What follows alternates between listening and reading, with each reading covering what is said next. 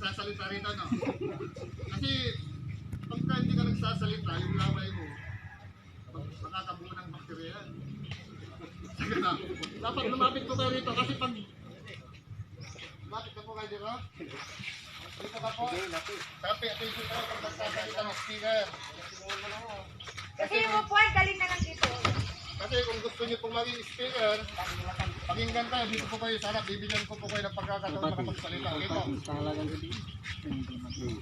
Kaya pag malapit-lapit ka sa speaker, natalamsikan ka ng laway ko. Laway ko, tulad ko naging municipal chairman, di ba po? Pag natalamsikan ka ng laway, saluhin mo po, baka magiging municipal chairman ka rin. Maging aktibo at gawin ng tama. Ano mo ang posisyon na pinagkaloob sa'yo. So, ibig sabihin, maging active ka sa lahat ng gawain na maaaring makatulong sa ating pamahalaan o sa ating barangay.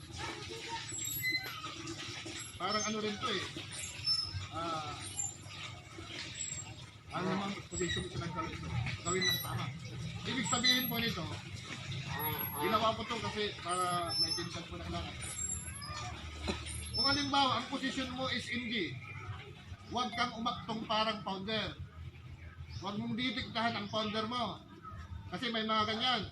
Isang MG or RNG. May sinabi si founder na oras, kung anong oras ang oras ng meeting. Anong ginagawa ng isang RNG o NG. Ako ang nagsasabi ng oras. Punta tayo ng ganito ganyan. O inuunaan mo pa yung founder mo.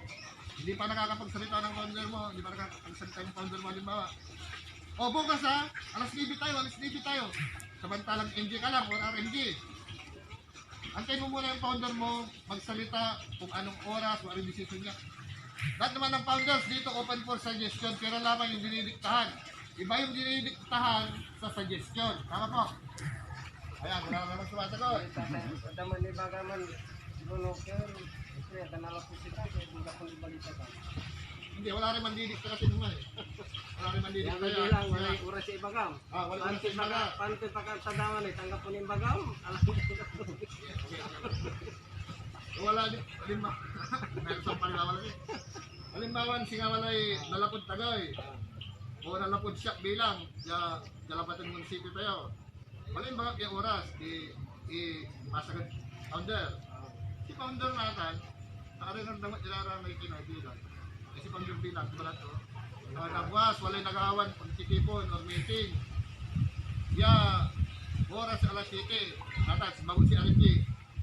Founder, alas 9 bilang lang. Iiwasan nyo maiman kasi masyado kayong nagiging tawag dito, nababypass yung founder nyo. Kaya lang po.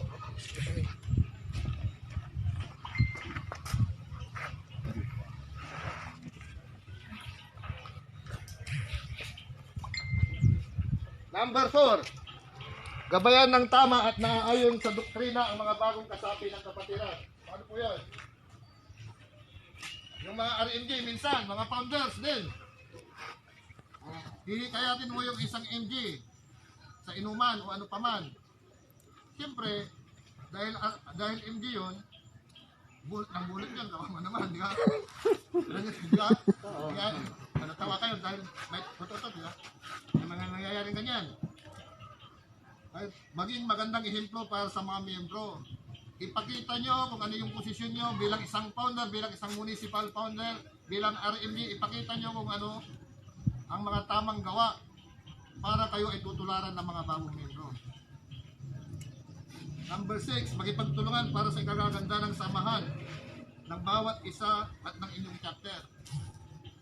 Tulad ko, bago pa lang po ako bilang municipal chairman, gusto ko po maging katulad po tayo sa San Carlos kung saan sila ay kilala o na-recognize ang guardian sa magagandang gawa tulad ng magiging frontliners, lahat ng mga charity works, andyan po sila. Kaya ultimo si Mayor Recelio, ginawa po siyang municipal advisor kasama ni Founder Bart. Kasi iba po yung kilala po tayong guardians bilang nakakatulong sa ating barangay o sa ating pamahalaan kaysa guardians na pang-display lang